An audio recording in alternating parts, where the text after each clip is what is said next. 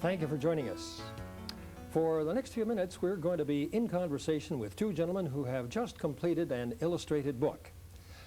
On the left is the author of the book, Mr. James Whetung, and on the right, the illustrator of the book, Paul Morin. Gentlemen, I think this is your first trip to North Bay, is that correct? Passed through before the first time I've stopped. I've been to North Bay a couple of times. Well, welcome back then. Yeah. It's interesting, before we started the program today, I was reading something about you, of course, and James, you come from the Curve Lake Reserve just outside Peterborough, and Paul, you are from a municipality, Rockwood, which is just, what, say south of Guelph? Yeah, about 15 minutes away from Guelph. So here you are, you're at least 150 miles apart. How did you get together for this book? Well, in 1993, some friends of mine who were studying at Trent University had extended an invitation for me to attend a sweat that James was conducting. And now, when you say a sweat, this is in a sweat lodge? A sweat lodge. And not knowing James, but knowing enough about respect for Native peoples, as I was preparing to go, I brought some tobacco. And so the moment that I met James, I handed him some tobacco and thanked him for allowing me to come and attend the sweat lodge. So now, would this be sort of a ceremonial exchanging of tobacco? Well, I saw it as, I mean, I know nothing, and I knew James knew something about why I was there, and I gave him that tobacco as a sign that I was there to learn. I see. That's what a lot of Native people do when they want to learn something or they have a question to ask. They go to an elder or somebody who may have the knowledge, and they offer them that tobacco. There's lots of teachings about tobacco, and tobacco is one of the most powerful plants, misunderstood and misused through lack of communication. And so the tobacco has the power. One of the powers of tobacco is to be able to take your thoughts, take your wishes and prayers to all of creation. Now, it's interesting that you met, you could say, in a sweat lodge, because certainly we've heard of sweat lodges. I've never experienced one, but we do know that this has been a tradition of the Native people for centuries.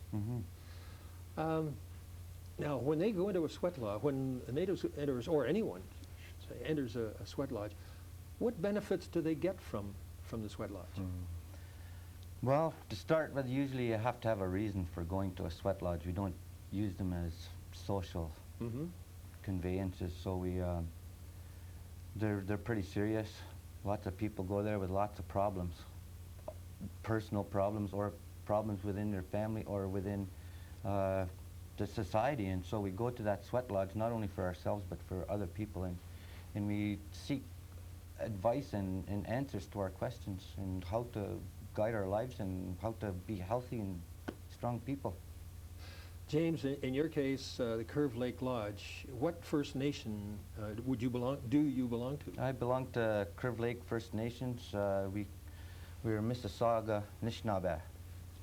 And are you, as Mississauga, is that related to another group of natives? Yes, there's... is there an overall, I guess, group? There's Curve Lake, Hiawatha, Skugog, and Alderville are Mississauga Anishinaabe.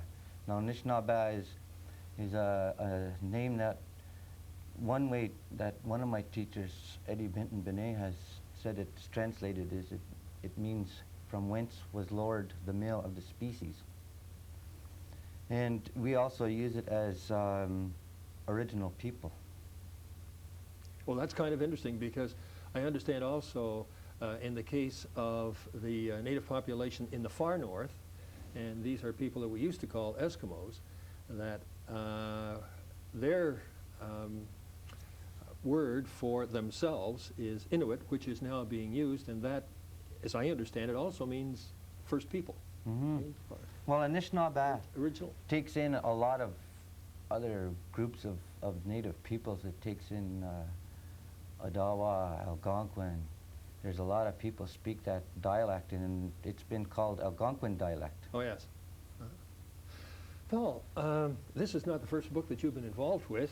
the Vision Seeker, but am I correct? This is the first cooperative effort with James. Yeah, generally I never even meet the author prior to executing the book, and that's one thing that publishers sort of build in the control mechanism of the illustrator, the person that is hired to illustrate any words, generally wants to work with their own ideas. So one of the reasons I'm brought into a project or I accept a project is because I feel I have a voice in that project. My voice is images.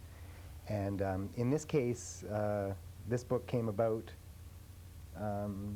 indirectly and directly through James and my path crossing, but also the sweats that we experienced and some of the things that happened in those sweats and some of the teachings that were given At the time. Now, there are, and certainly we're going to look at some of the pictures that are in this book, but we have a story that is written by James, and we have the illustrations which are prepared by Paul. Who decided what pictures or what illustrations would be used, or what parts of the book would be illustrated? Well, I got guidance in the sense that I was attending sweats with James for a few years before we conceived of seeing this, the value of having this book out. And in those sweats,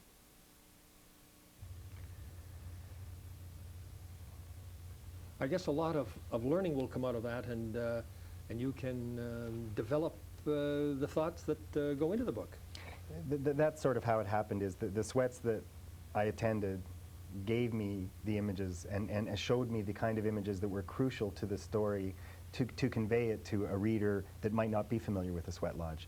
The idea here is to make inroads to people that don't necessarily know about what the sweat lodge is about or the origins of the sweat lodge. And all that's revealed in this teaching is how the people received the original instructions.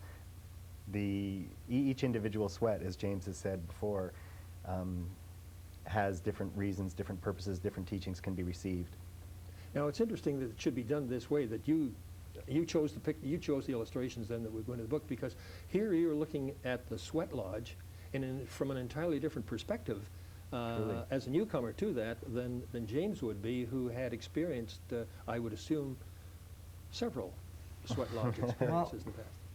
I'd like to say something too about how we made this book and the story. The story itself is an ancient story. I did not create this story. I've written this story in my own, sort of my own words, and because there's a lot of problems that you have to deal with, and I had to deal with them before we could make the book, and that is turning the spoken word into print, because it changes as soon as it goes into print. And so there was a lot of ethical and moral questions that I had to deal with before I could go to make the book. And so the story is not a new story, it's an ancient story. And the images that Paul received from those teachings are images that happened around with us around the sweat lodge, and that's me in those pictures, and my friends, and my children, and my wife, and other people who have been coming to the sweat lodge for a long time. So it's not like he was working alone. We were working together. Interesting. Paul, now this is not the first book either that you've been involved with. I have 6 right here in this group, but it's interesting as I've read through these books. For instance, here's the Orphan Boy is the next one, for which you received the Governor General's Award for illustration. My first book, it really sort of put me on the map for children's literature in North America, yeah. A very interesting story, certainly. Now, this took place in Africa, and a native story being told. And here's one from China, the Dragon's Pearl. And here's one from Southwest United States. Again, a native family and a native experience. You've been drawn, I would take it from that then, that you have been sort of drawn to the First Peoples? Truly, of these areas? And I was like, my travels in general have always taught me things that were very, very large. When I went to school, I found that I couldn't really find all the answers to the questions I was seeking. Yet when I was traveling and meeting people and just allowing my path to cross with whomever crossed it, that's how I was actually linking up with the wisdom that I was seeking. And so that my interest in travels is what originally got me the Orphan Boy, for instance. I'd been to Africa, I had done some African paintings, an editor at Oxford University Press had seen some African paintings that I had done, and they spoke to them multiculturally. They saw that there was a grain of something there. When I was given the Orphan Boy, I knew right away that there's two ways I could approach this. I can go to the library and look through National Geographic's, other people's vision of what this culture was about, but I thought, no, the only way I could accept this project was to travel to Africa, meet with Maasai, see if I could make inroads, meet with some Maasai elders. And in the case of the Orphan Boy, that happened very fast when I arrived in Africa, and I spent a considerable amount of time living in a Maasai village at night, singing with them, sharing their songs, because that's how their culture shares wisdom.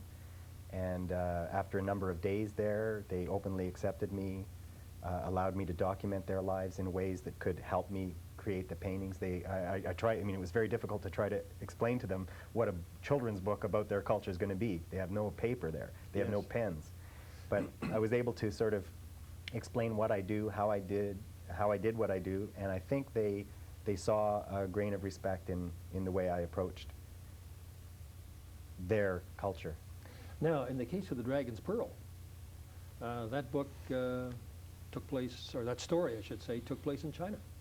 Dragon's Pearl is another case where it's a very, very ancient story. Orphan Boy, Dragon's Pearl, and Vision Seeker. They're very, very old stories, and again, it's those original stories that contain the teachings that children and adults need. And that's part of the problem, I think, with education now, is we're not looking at these traditional ways of teaching values, of teaching intertribal relations, because, I mean, this is a huge global village we're talking about, and part of the strains within this society is because we don't have those teachings from we don't accept the teachings from all the different races. And so in the case of the Dragon's Pearl, I traveled to China, spent a few months there, met the people I was supposed to meet to give me the feelings that I was supposed to put into this book. It's a very serendipitous experience for me, all of these projects. I think one of the unfortunate things that, excuse me, over the generations has occurred is the fact that the stories have been passed down just that way, verbally. And many of them have not been written at all, but have been simply passed by way of mouth. And it's great to have books such as these, where now the stories can be read, although I can appreciate what you're saying, James. With the verbal presentation, there is going to be a feeling that maybe can't be put on a piece of paper. And when you put it into print, it freezes it. Every time we tell that story, it might not be exactly the same depending on the situation and the site where it's taking place. So it's really difficult to try and bring the story to reality in print. It's so much like what's happened in society today with our elders. Lots of times they're just shelved in senior citizens' homes and forgotten about. That's the danger, what can happen with the book. The book gets shelved and it gets forgotten. You no longer have to remember anything. That's true. That's true. Whereas if it's given verbally, then we do have to remember and pass it on to other people who might listen. Well, then it brings the elders into the circle. They're not put away in the library of old folks. That's an interesting point. Interesting. Have you been involved with story writing before, James? Not really. No, I went to Trent University seeking a voice, and my first year I was there, I took a course with Sean Kane, oral narrative course, and I used this story in my course, and she helped me with it to be able to deal with the problems that arise from presenting an oral teaching to putting it in print. Within the Native population today, are stories being created, or is it a matter of the stories of generations being spoken again?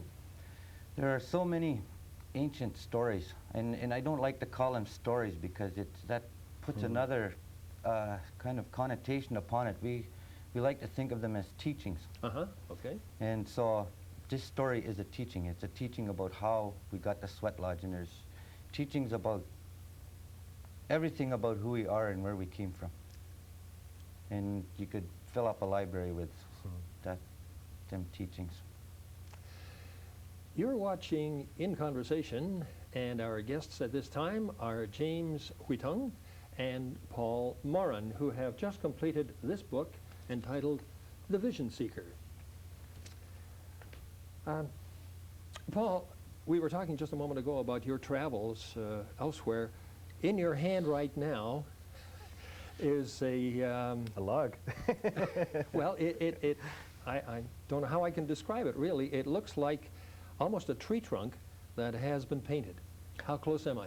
Pretty close. Pretty close? This is a eucalyptus stringy bark tree, and they grow in the northern part of Australia. And this actually, it's hollowed out by termites.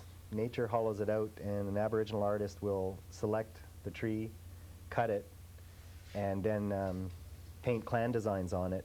This is both a ceremonial and a recreational instrument. Traditionally, it was only ceremonial. It's making inroads. The name of it is a didgeridoo.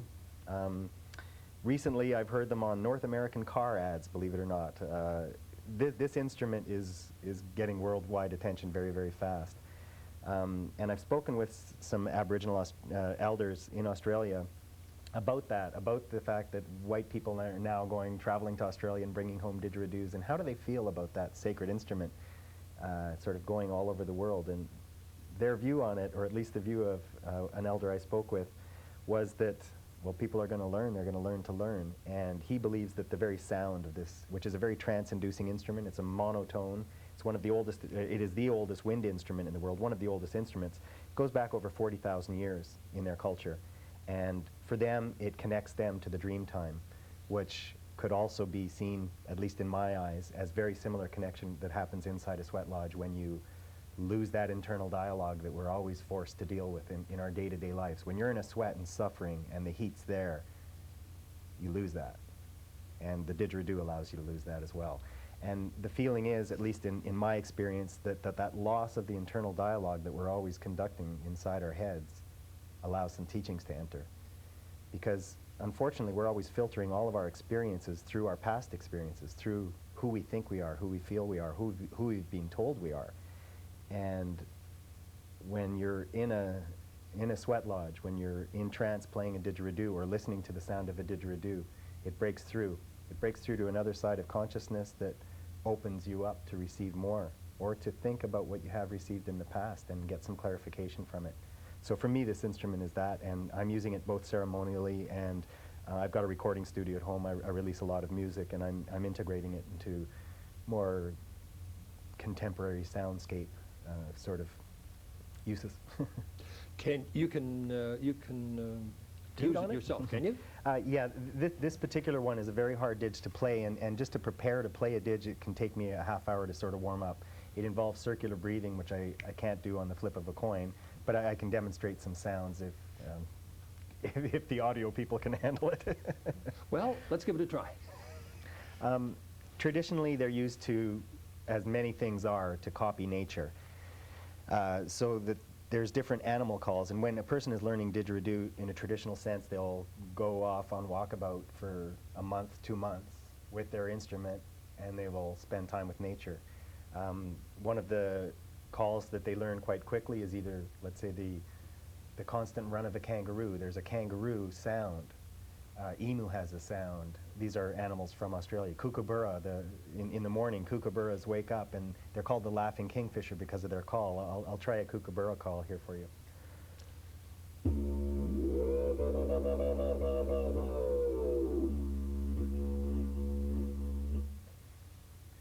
So again, it's vibrations of the lips help send the sound vibrations down the didgeridoo, but something happens when the human voice channels through this sacred instrument. And another thing that influences the sound and the character of a didgeridoo is the maker, the maker's totems, the animals of his clan, the marks of his clan.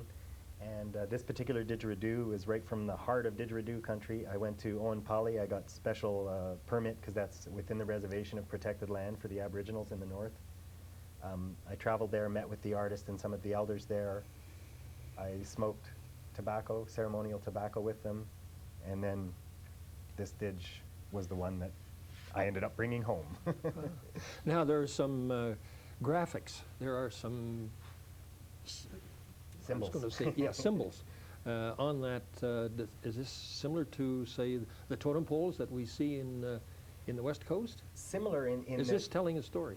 It is. It's telling a story. Now, the problem as soon as we start or as soon as myself as a white person starts talking about totems or symbols such as this, is those are pretty sacred things. And I can't begin to say I understand. This is a Mimi Spirit didge. The maker of this particular didge, other than the creator, was the artist that chose it and cut it. His totems have been painted on this didge because that's what he does. He makes didgeridoos and paints his clan membership on that. Now, myself as a tourist consumer, I went over and selected this one.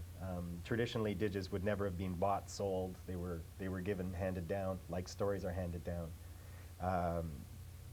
I acquired this one the way any tourist would, but to me it's a bit different because of the nature of the circumstances with which got me there. And Is a story going to come out of this for you? Is there going to be a book, I should say? Is there going to be a book come out of it? well, actually, what brought me to Australia in the first place is, as we've covered, I've long been interested in traditional peoples, and I really wanted a Dreamtime story for a number of years. And when I say Dreamtime, not everyone's very familiar with that, but Australian Aborigines have a very strong cultural link to the earth. And the Dreamtime involves the way the earth is now and the way the earth began and everything in between. And I was not able to link up with an elder who would tell the story, and there's a whole lot of problems there too with the way stories should be told. But I obtained a really early version of a story called Animal Dreaming, and using the teachings that I've received throughout my life, this was the first time I actually tried to pen a version of a story. And I wrote a retelling of this Animal Dreaming story and then traveled to Australia to experience. And actually, I didn't really finish writing the book until I had come back after I had processed some of the experiences I had in Australia. But I was there basically to talk with some elders, to learn what I could about the Dreamtime, because the 60 books that I read about it only had printed words. Oh, yes, yes.